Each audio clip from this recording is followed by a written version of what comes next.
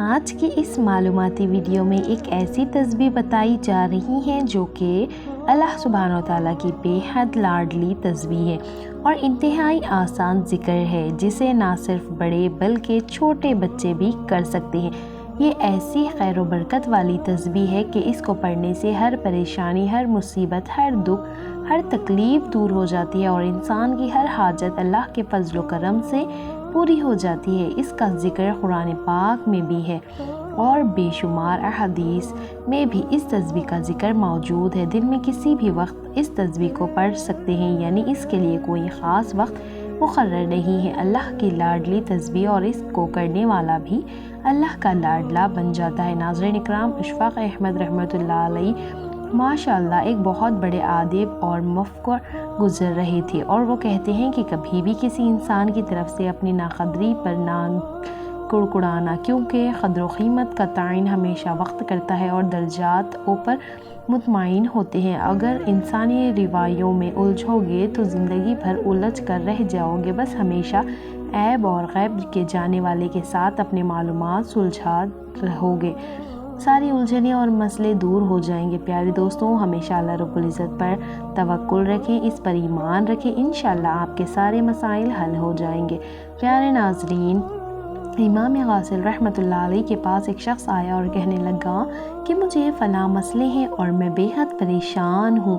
امام غزالی نے کہا کہ استغفار کیا کرو۔ کچھ دیر بعد ایک اور شخص حاضر ہوا اور اپنا کوئی مسئلہ بیان کیا تو آپ نے کہا استغفار کیا کرو۔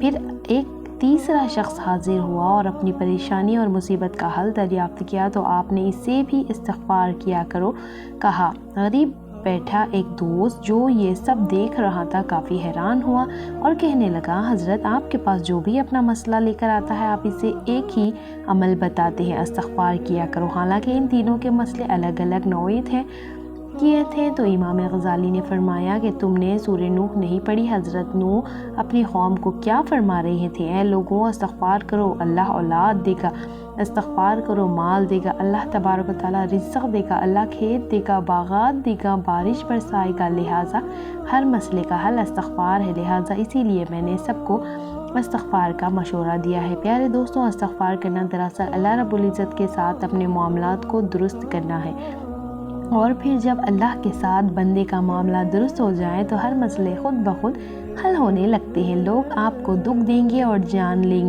جان لو کہ ہمارے نبی رحمت اللہ صلی اللہ علیہ وسلم سے زیادہ کسی کو دکھ دیا گیا ہے۔ جب لوگ اپنے دکھ کو دے سکتے ہیں، یعنی ایک بہترین اخلاق کے حامل اور سچے ترین صادق ایمان کو دکھ دیا جا سکتا ہے تو ہم اور آپ کس کھیت کی مولی ہیں اور ہماری کیا حیثیت ہے؟ تو ہمیں بھی لوگ دکھ دیں گے، اپنے بھی دکھ دیں گے، بیگانے بھی دکھ دیں گے۔ ہو سکتا ہے کہ آپ کام پر موجود دوسرے کو لذگر بھی دکھ دے سکتے ہیں، لیکن ہمیشہ یاد رکھیں دکھ نبیوں کی میسر ہے، اور اگر دکھ اور غم اچھے نہ ہوتے تو کبھی نبیوں اور پیغمبروں پر نہ آتے۔ ہر نبی غم سے گزرا ہے اور ہر نبی دکھوں سے گزرا ہے، ہر نبی مشکلات سے گزرے ہیں، ان سے گھبرانا بالکل بھی نہیں چاہیے، بلکہ یہ انسان کے درجات کی بلندی کا سبب بنتے ہیں۔ پیارے دوستوں، روزمرہ زندگی میں ہم سب بہت سے گناہ سرزاد ہو جاتے ہیں، اور پھر یہ اللہ سبحانہ وتعالیٰ کا ہم پر کرم ہے، فضل ہے، اور دکھوں اور غموں کی صورت میں ان کا کفارہ یہیں پر ادا کر دیتے ہیں۔ انسان پر اللہ تعالیٰ مختلف طریقوں سے اپنی رحمت، اپنا فضل فرماتا ہے، اور ان میں دکھ اور تکلیفیں بھی شامل ہوتی ہیں، لہٰذا لیکن پھر فائدہ یہ ہوتا ہے کہ قیامت والے دن انسان بالکل پاک اور صاف ہو کر اپنے اللہ کے حضور پیش ہوتا ہے۔ حدیث مبارک کے الفاظ میں یہ ہے کہ قیامت والے دن کچھ لوگ بالکل صاف شفاف ہو کر آئیں گے اور ان کا عمل نامہ بالکل صاف ستھرا ہوگا، اور کہا جائے گا کہ یہ وہ لوگ ہیں جن کو دنیا میں بڑی بڑی مصیبتیں، تکلیفیں کا سامنا کرنا پڑا، لیکن ان لوگوں نے ان مصیبتوں اور تکلیفوں پر اللہ کے فضل سے صبر کیا، اور آج اس کے نتیجے میں قیامت والے دن ان کے اعمال میں کوئی گناہ نہیں ہے، یعنی ان کے اعمال ناموں میں صرف اچھائیاں ہی اچھائیاں ہیں۔ لہٰذا بے شک اللہ سبحانہ وتعالیٰ صبر کرنے والوں کے باشرط دیتا ہے اور فرماتا ہے کہ تمہیں فرشتوں کی جانب سے سلیوٹ کیا جائے گا، اور خود اللہ سبحانہ وتعالیٰ اپنے ایسے بندوں پر سلام بھیجتا ہے۔ اور جان لیجیے کہ قرآن میں صبر کا لفظ تقریباً 100 بار آیا ہے۔ اور جتنوں نے بھی سب سے بڑی خوبی صبر ہے۔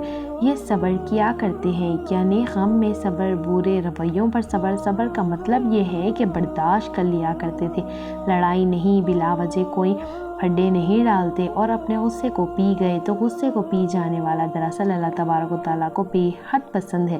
پیارے دوستوں، حدیث مبارک ہے، اور جب بھی آپ کو کوئی مشکل، کوئی مسئلہ یا تکلیف درپیش ہو تو اس حدیث مبارک کو اپنے سامنے ظاہر رکھنا، انشاءاللہ اس سے آپ کو بہت فائدہ حاصل ہوگا۔ جان لیجئے کہ عمر بن العاص نہایت ہی جید اور بزرگ صحابی گزر رہے تھے۔ حضرت عمر کے دور میں مصر کے گورنر رہے تھے، اور تو کسی صحابی نے عمر بن العاص سے کہا، میں نے نبی کریم صلی اللہ علیہ وسلم سے یہ سنا تھا کہ قیامت کے نزدیک رومی غلبہ پائے جائے گا، اور آج کے حالات بالکل ایسے ہی۔ رومی یعنی عیسائی لوگ آج کل کافی غلبہ ہو چکے ہیں۔ عمر بن العاص مسکرا کر کہنے لگے، اس بات کی سمجھ ہے کہ یہ کیوں غلبہ پائے جائیں گے؟ وہ صحابی بہت حیران ہوا اور کہنے لگا کہ آپ کو کیسے معلوم کہ وہ کیسے غلبہ پائے جائیں گے؟ عمر بن العاص نے کہا، میں نے ان لوگوں پر حکومت کی ہے، اور میں آپ کو ان کی 5 باتیں بتاتا ہوں، یعنی میں آپ کو ان کی 5 خصوصیت بتا سکتا ہوں جن کے سبب یہ لوگ غلبہ پائے جائیں گے۔ ان کی پہلی خوبی یہ ہے کہ جب بھی ان پر کوئی مشکل آتی ہے تو ایک دفعہ گھبراتے ہیں ضرور ہے، لیکن اپنا محاسبہ کر لیتے ہیں وہ مشکل کیوں آئی ہے۔ قسمت کو کوستے نہیں رہتے کہ ہائے میں مر گیا، ہائے میں لٹ گیا، میری قسمت برباد ہو گئی۔ نہیں، یہ گھبرائے ضرور تھے، لیکن پھر سوچتے ہیں کہ یہ مصیبت آئی کیوں تھی؟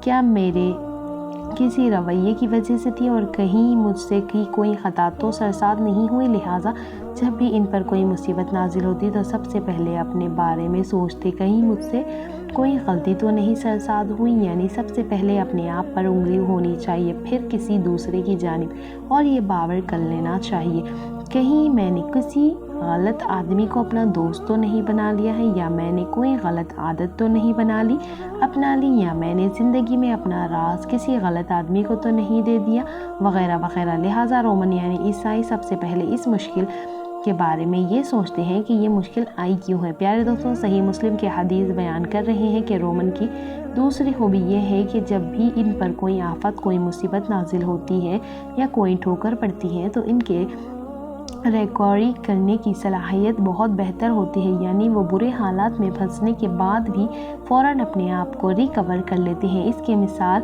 یعنی سمجھ لیجئے، اگر ایک بندہ انٹرویو میں فیل ہو جاتا ہے تو بجائے اپنی قسمت پر ماتم کرنے یا دوسروں کی ساتھ گلے شکوے کرنے کے بجائے وہ اپنی کمی کوتاہی کو دور کرنے کی کوشش کرتا ہے تاکہ اگلی بار وہ اپنے اس انٹرویو میں کامیاب ہو سکے، اور اس کی ریکوری کرنا چاہیے۔ عمر بن العاص نے بتایا کہ تیسری خوبی ان کی یہ ہے کہ جب یہ دیکھتے ہیں کہ جنگ میں شکست ہو رہی ہے تو اس وقت اپنی بار تسلیم کر کے بھاگ جاتے ہیں، لیکن پھر ہاتھ پر ہاتھ دھرے نہیں بیٹھتے اور دوبارہ حملہ کرنے کے لیے پہلے سے بہتر تیاری پکڑتے ہیں، اور یہ بھی ایک عقل مند اور دانائی ہوتی ہے۔ جیسا کہ سلطان صلاح الدین ایوبی ایک بار میدان جنگ سے جنگ کیے بغیر واپس پلٹ جائے، اور پھر جب ان سے پوچھا گیا تو انہوں نے بتایا کہ میں نے حالت کا جائزہ لیا تھا اور حالت بالکل ہماری فوج کے خلاف تھی، اور پھر عیسائی بادشاہ نے ہمیں یہ آفر بھی دیا تھا کہ اگر اب بھی پلٹ جاؤ گے تو بچ جاؤ گے، ورنہ سب کے سب مارے جاؤ گے۔ لہٰذا میں نے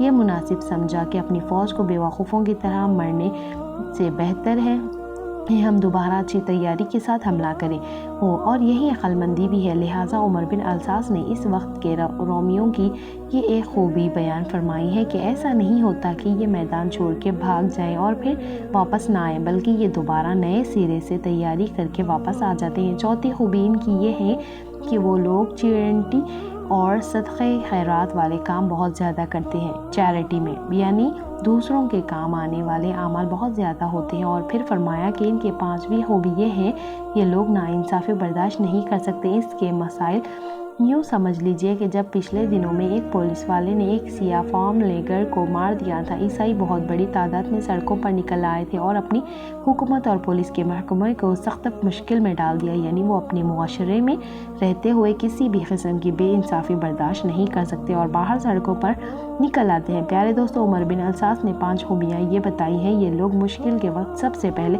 اپنا محاسبہ کرتے ہیں۔ دوسری بات، مشکل کے وقت نکلنے کے لیے नहायत ही तेज़ रफ्तारी से कोशिश करते हैं। तीसरी बात कि जब जंग से भागते हैं तो वापस पलट कर आते हैं और पहले से बेहतर तैयारी कर सकते हैं।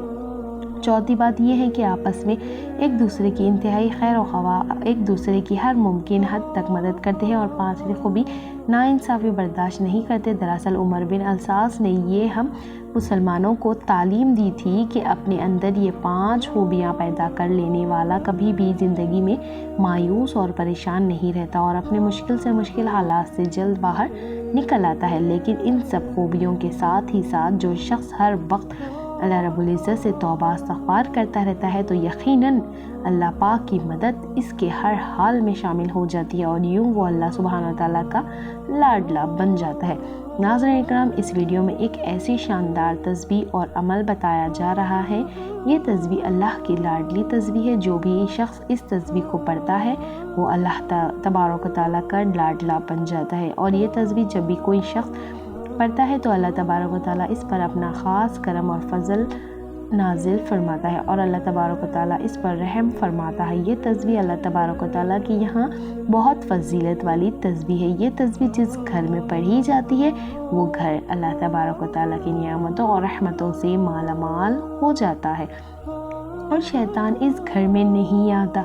मोहतरम नाज़रीन इकराम, अल्लाह तबारक व तआला ने इरशाद फरमाया, मेरा जो भी बंदा इस अजीम तस्बीह को पढ़ेगा मैं इस पर खूब आसमान बरसाता रहूँगा, छोड़ दूँगा और इसे खूब माल व दौलत और औलाद में तरक्की दूँगा और इस शख्स को जन्नत में ऐसे बागात दूँगा इसके लिए नहरें निकाल देंगे।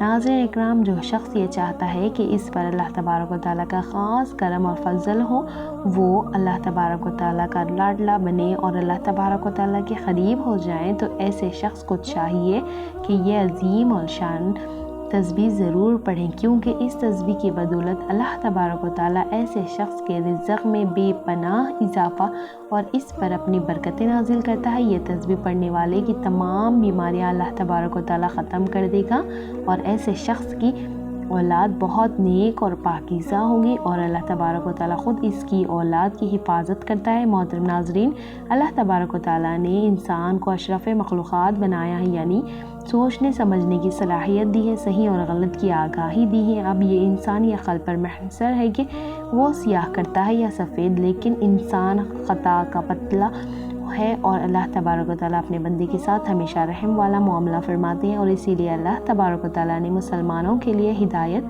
का रास्ता भी खुला रखा है ताकि अगर कोई मुसलमान गुनाह का मर्तकब हो जाए तो फ़ौरन तौबा करके नेक रास्ते पर आ जाए।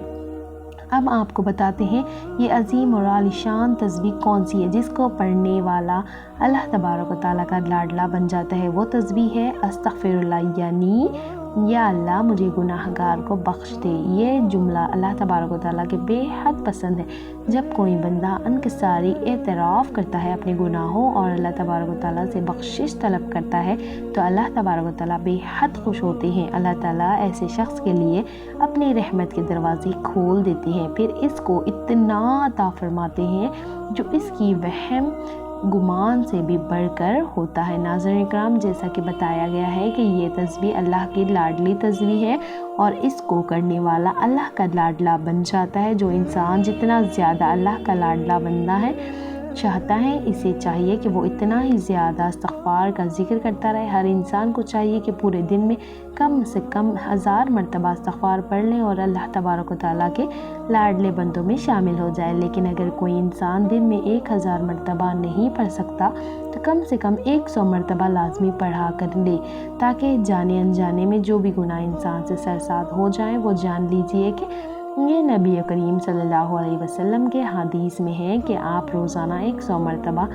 इस्तिग़फ़ार किया करते थे। अल्लाह तबारक व तआला इस तस्बीह और ज़िक्र की बरकत से इंसान के तमाम गुनाह ख़ताएँ लग़्ज़िशें माफ़ फरमा देता है। अल्लाह तबारक व तआला से दुआ है कि नेकी की बात को सुनने समझने और इस पर अमल करने की ताक़त अता फ़रमाए, तौफ़ीक़ मरहमत फ़रमाए। मेरा सुनाना और आपका सुनना अपनी बारगाह में कबूल फ़रमाए, आमीन या रब्बुल आलमीन। प्यारे दोस्तों, आखिर में दरख्वास्त है मेरी आज की इस मालूमाती वीडियो को लाइक और शेयर ज़रूर कर दीजिएगा और मेरे इस चैनल अल्लाह की बरकत को सब्सक्राइब कर लीजिएगा। जज़ाकल्लाहु खैर। अल्लाह हम सबको हामी और नासिर हो। अल्लाह हाफ़िज़।